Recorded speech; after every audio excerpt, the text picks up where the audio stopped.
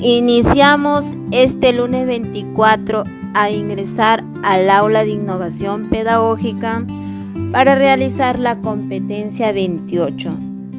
Pueden utilizar la pizarra digital para juegos de gamificación y las computadoras para otras actividades.